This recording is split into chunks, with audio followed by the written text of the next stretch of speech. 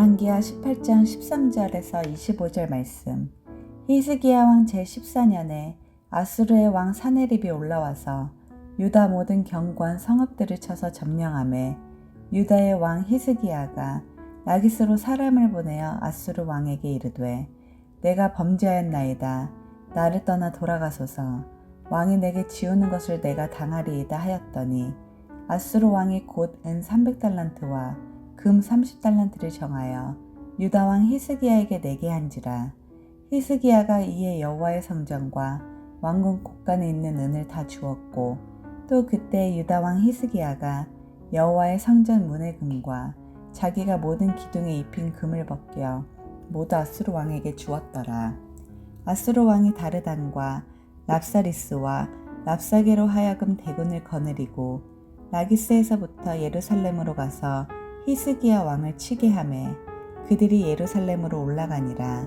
그들이 올라가서 윗못 소도곁 곧 세탁자의 밭에 있는 큰 길에 이르러 서니라. 그들이 왕을 부르매 hil기야의 아들로서 왕궁의 책임자인 엘리야김과 서기관 셈나와 아삽의 아들 사관 요아가 그에게 나가니 랍사게가 그들에게 이르되 너희는 히스기야에게 말하라. 대왕 아수르 왕의 말씀이 내가 의뢰하는 이 의뢰가 무엇이냐.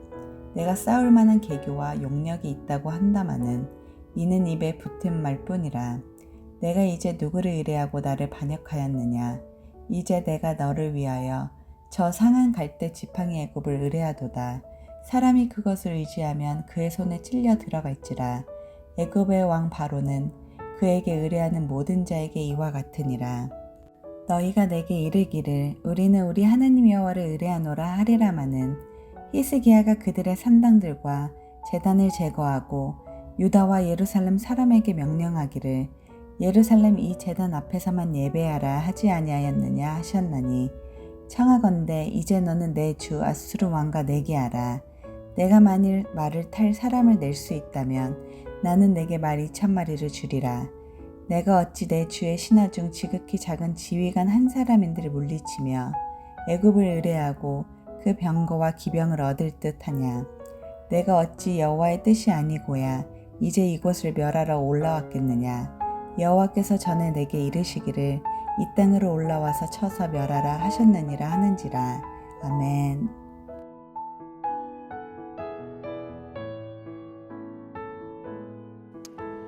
함께 기도하겠습니다. 하나님, 어떤 때에도 은혜 붙들고 어떤 때에도 은혜에 의하여 살아가기 원합니다. 하나님, 나의 삶이 쉽게 흔들리고 쉽게 무너지지만 그럴 때일수록 더욱 은혜로 살아가며 은혜 가운데 거할 수 있도록 함께하여 주옵소서. 이 모든 말씀 예수님 이름으로 기도하였습니다. 아멘. 할렐루야. 우리에게 생명을 주시고 또 그 생명을 통해 하나님의 은혜를 누리며 살아갈 수 있도록 모든 것을 허락해 주신 우리 하나님의 이름을 높이 찬양합니다. 오늘 우리가 함께 나눌 말씀의 제목은 은혜 중에 생긴 고통의 때에, 은혜 중에 생긴 고통의 때에 라는 말씀의 제목입니다. 하나님께서 우리에게 주신 은혜는 가장 완전하고 가장 완벽한 은혜이지요. 그래서 우리는 그 은혜 속에 살 수 있고 그 은혜 가운데 살아가고 있습니다. 하지만 그렇게 우리가 하나님의 은혜로 살아가지만 실상 우리 삶에는 은혜 중에 있음에도 불구하고 고통을 경험할 때도 있고 은혜 중에 있음에도 불구하고 생각하지 못한 아픔을 경험할 때도 있습니다. 무엇 때문일까요? 그리고 왜 그럴까요? 오늘은 우리 삶에 은혜 중에 생긴 고통의 때에 무엇을 해야 되는지 함께 묵상하고 우리 삶의 은혜 중에 생긴 그 고통이 우리를 무너뜨리고 깨트리는 시간이 아니라 오히려 하나님께 더 가까이 나아갈 수 있는 영적 은혜를 누리시는 축복의 시간으로 바뀌어질 수 있는 은혜가 있으시기를 주의 이름으로 축복합니다. 은혜 중에 생긴 고통의 때에 먼저 오늘 본문 중에요 13절과 14절 말씀 함께 읽어볼까요? 13절과 14절 말씀입니다. 히스기야 왕 제14년에 아수르 왕 사네립이 올라와서 유다 모든 견고한 성읍들을 쳐서 점령하매 유다 왕 히스기야가 라기스로 사람을 보내어 아수르 왕에게 이르되 내가 범죄하였나이다. 나를 떠나 돌아가소서. 왕이 내게 지우시는 것을 내가 당하리이다 하였더니 아수르 왕이 곧 은 300달란트와 금 30달란트를 정하여 유다 왕 히스기야에게 내게 한지라. 아멘. 어제 말씀에 이어서 오늘 말씀도 히스기야에 해당되는 말씀입니다. 어제 말씀에서 우리가 이미 나누었지만 히스기야는 남유다의 역사에서 다윗의 길을 갔다라고 평가되는 전무후무한 왕으로, 그 어떤 왕들도 제거하지 못했던 산당을 제거했을 뿐만 아니라 모세의 노뱀까지도 깨뜨려 완전한 영적 개혁을 이루었고, 그 영적 개혁을 통해서 모든 백성들이 하나님께 돌아오도록 만들었던 사람이었습니다. 그런데요, 그런 히스기야라고 한다면 하나님께서 그를 지켜주시고 보호해주시고 함께 주신 것이 맞을 것 같은데, 이상하게 오늘 말씀에서는 아수르 왕 사네립이 쳐들어와서 견고한 성읍들을 점령하였다라고 말합니다. 뿐만 아니라 우리가 앞서 나눴던 히스기야의 모습과는 오늘 본문에 나오는 모습은 참 어울리지 않는 완전 정반대되는 모습이 14절 말씀에서 나오는데, 히스기야가 아수르가 쳐들어왔다는 소식을 듣고 난 다음에 그 하나님의 전으로 올라가서 엎드리거나 하나님께 도움을 구하며 간구한 것이 아니라 엄청난 양의 금과 은을 뇌물로 주고, 또 15절 이후 말씀을 보면 그는 성전의 그 왕국 곳간에 있는 금과 은을 다 가져와서 아수르 왕에게 뇌물을 주면서 내가 아수르 왕 당신에게 죄 지었으니 이거 받고 용서해달라고 하는 말도 안 되는 모습을 하는 것이 나타납니다. 사실 이 부분에서 히스기야에게도 실망이 되지만, 더 본질적으로는 히스기야보다는 하나님께 조금 마음이 어렵고 실망되는 것이 사실입니다. 이렇게 제가 말씀드리는 이유가 있는데요, 앞서 말씀드린 것처럼 히스기야는 남유다 왕 가운데서 거의 유일무이하게 전무후무하게 다윗의 길을 걸은 왕이었습니다.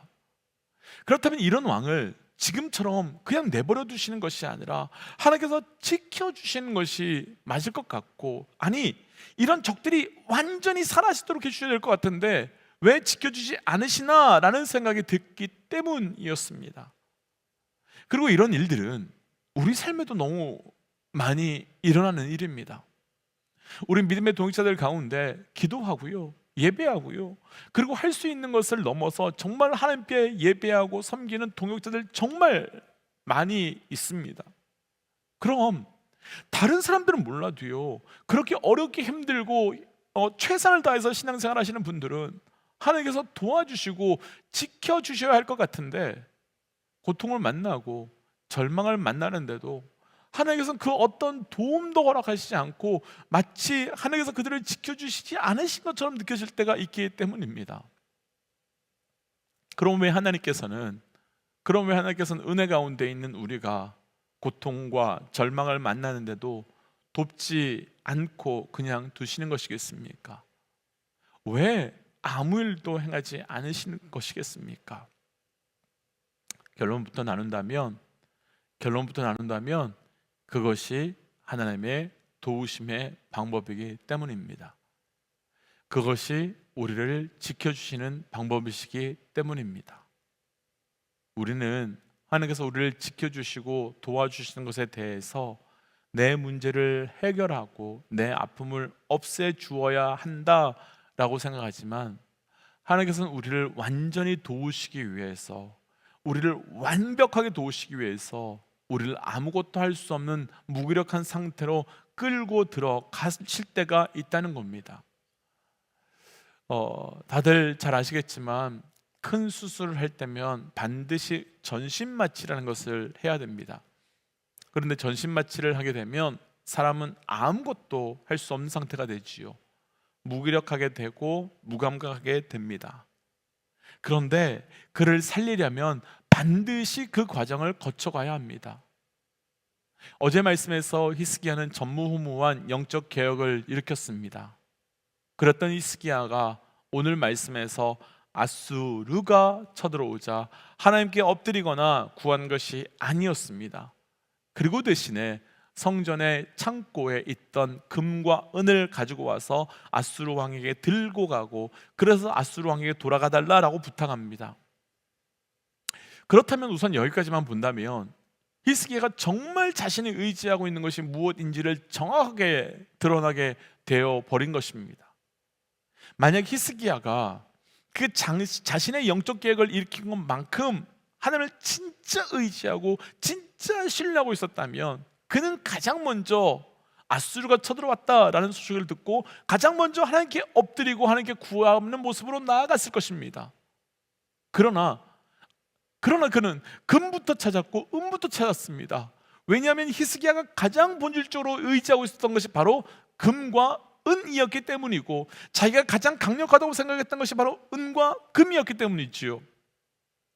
우리도 그럴 수 있습니다. 우리 삶도 그럴 수 있습니다.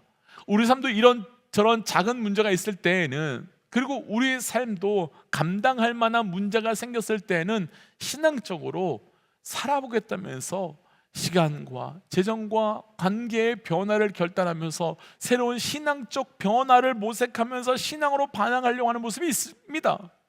그래서 우리는 그렇게 하는 분들의 신앙을 보면서 정말 괜찮다고, 존경스럽다고, 그리고 스스로도 이 정도면 내 신앙 괜찮은 거 아니냐라고 말할 수 있습니다. 하지만 정작 그런 은혜의 때에는 내 신앙이, 내 믿음이 어떤 신앙, 어떤 믿음인지 정말 내 신앙, 내 믿음은 잘 드러나지 않습니다. 그래서 그때 하나님께서는 우리의 삶에 고통이라는 것을, 실패라는 것을 우리의 신앙에, 우리 믿음에 주시면서 내 믿음이, 내 신앙이 어떤 것인지 드러내어 주시는 은혜를 보여주심으로, 또 우리의 신앙의 한계를 직면하게 하시는 은혜를 주심으로 우리가 더 깊고 온전한 신앙과 믿음으로 나아가도록 인도해 주시는 것입니다. 오늘 말씀에서 아수르가 쳐들어오자 히스기야의 신하들은 세 가지로 반응하는 것이 나뉘게 됩니다. 본문을 보시면 하나는 아수르에게 엎드리자, 또 하나는 반대로 애굽에게 도움을 구하자, 그래서 우리 아수르를 대항하자, 마지막은 하나님께 의지하자. 만약 우리가 하나님 주시는 은혜가 있는데 그 은혜 때 이런저런 고통을 경험하게 되면 어떻게 하시겠습니까? 분명 우리의 삶에 은혜 중에 고통이 있을 수 있습니다. 그것은 하나님께서 우리를 미워하셔서 그런 것도, 혹은 우리를 버리셨기 때문에 그러신 것도 아니고, 오히려 하나님께서 우리를 더 온전한 그 영적 은혜를 주시기 위함인 것입니다. 혹 지금 은혜 중에 생각하지 못한 고통과 고난을 만난 분들이 계시다면 그 고통과 고난을 통해 더 깊고 더 온전한 영적 믿음의 은혜로 나아가는 삶이 되어 가시기를 주의 이름으로 축복하며 또한 도전합니다. 은혜 중에 생긴 고통의 때의 두 번째는요, 25절 말씀입니다. 25절 함께 읽어볼까요? 내가 어찌 여호와의 뜻이 아니고야 이제 이곳을 멸하러 올라왔겠느냐? 여호와께서 전에 내게 이르시기를 이 땅으로 올라가서 쳐서 멸하라 하셨느니라 하는지라. 아멘. 25절 말씀은요, 내가 어찌하여 여호와 뜻이 아니고야 이곳에 올라와 너희를 멸하겠느냐라고 하는 말씀이죠. 얼핏 이 말씀만 보면요, 하나님의 선지자가, 하나님의 사람이 이 말을 한 것 같지만 이 말에 시작된 19절을 보시면 이 말은 아수르 왕의 신하 랍사게가 이스라엘 백성들과 히스기야 왕에게 하는 말입니다. 그런데 이방적들이 하는 말이 자신들이 쳐들어온 것이 우리의 뜻이 아니라, 나의 뜻이 아니라 하나님의 뜻이며 하나님의 뜻을 이루기 위하여 내가 쳐들어왔어 라고 말합니다. 그런데 이미 다 잘 아시겠지만 랍사게의 말은 거짓말입니다. 여호와의 뜻이라고 하지만 이것은 철저히 이스라엘 백성들을 속이기 위한 거짓이지요. 그런데 문제는요, 우리가 은혜 중에 있을 때에는 너무나 쉽게 사단의 그리고 어둠의 거짓이 쉽게 무너지고 쉽게 깨달아지게 된다는 것입니다. 차라리 아무것도 없을 때는요, 더 간절히 하나님을 찾고 구하고 매달리는데, 내 삶에 은혜가 넘치고 내 삶에 은혜가 가득할 때는 우리는 너무 사단에게 쉽게 속고 쉽게 무너지고 우리의 죄를 합리화시켜서 쉽게 잘못된 선택을 한다는 것입니다. 그 가장 좋은 예가 바로 아담과 하와입니다. 아담과 하와는요, 인간의 전 역사에서 가장 탁월한 은혜 가운데 가장 좋은 환경 가운데 있었던 사람입니다. 그런데 사단은 가장 큰 은혜에 있던 그들에게 거짓을 만들어 아담과 하와를 속였습니다. 그러니까 우리는 은혜가 없을 때 사단에 속기보다 은혜가 있고 은혜가 넘칠 때 사단에게 더 잘 속고 더 잘 넘어진다는 것이지요. 우리가 은혜 가운데 있다고 사단의 영적 공격이나 속임수가 멈춰지는 것이 절대로 아닙니다. 오히려 사단은 우리가 은혜 가운데 있고 우리가 은혜를 누릴 때 하나님이 은혜를 주시는 고통과 고난을 속임으로 우리를 흔들고 넘어뜨리려고 하는 것입니다. 우리의 고통은 하나님의 뜻을 이루기 위함인데, 사단은 하나님께서 내게 주셨던 고통과 고난을 속여서 너를 죽이기 위함이야, 너를 무너뜨리기 위함이야 라고 속인다는 것입니다. 그래서 우리 모든 믿음의 동역자에게 도전하고 싶은 것은 절대로 은혜의 때에 작은 고통과 작은 아픔으로 우리를 넘어뜨리려고 하는 사단의 속임에 속지 않으시기 도전합니다. 그 거짓에 무너지지 않기를 도전하며, 그래서 그때 더 깊은 하나님의 진짜 주시려고 하신 은혜를 누려가시기를 축복합니다. 여기까지 나누고 주신 말씀을 기억하며 이렇게 오늘은 좀 기도하고 싶습니다. 하나님, 내 삶에 주신 은혜를 가운데 고통을 주시는, 고난을 주시는 주의 뜻을 온전히 알고 분별하는 자 되게 하여 주시고, 그를 통해 하나님을 더 알고 하나님의 은혜로 살아가는 자 되게 하여 주옵소서라고 함께 기도하겠습니다. 함께 기도할까요? 하나님, 주신 은혜를 붙들고 기도하며 나아갑니다. 아버지, 내 삶의 은혜의 때 주께서 주신 고통의 이유가 무엇인지를 잘 분별하고 잘 반응하는 자 되기 원합니다. 하나님, 온전히 반응함으로 주께 나아가게 하시고, 그를 통해 우리 하나님을 누리며 우리 하나님을 경배하며 나아갈 수 있도록 인도하여 주시옵소서. 하나님, 고통의 때에 우리에게 주셨던 그 은혜의 때에 주셨던 그 고통의 이유가 무엇인지를 온전히 분별하는 자 되어가기를 원합니다. 은혜 중에 주셨던 고통마저도 은혜로 고백할 수 있게 하시고, 그래서 하나님, 은혜 중에 주신 고통을 통하여 우리의 영적 그 믿음이 온전하고 순결하고 굳건해질 수 있도록 동행하여 주옵소서. 이 모든 말씀 예수님 이름으로 기도하였습니다. 아멘. 사랑하는 믿음의 동역자 여러분, 오직 은혜로 사십시오.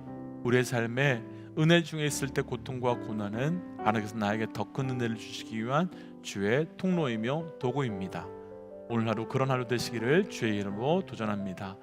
함께 선포하고 또 삶의 자리로, 기도의 자리로 나아가지요. 함께 선포하겠습니다. 하나님은 살아계십니다. 아멘. 승리하십시오. 함께 기도하겠습니다. 기도하지요.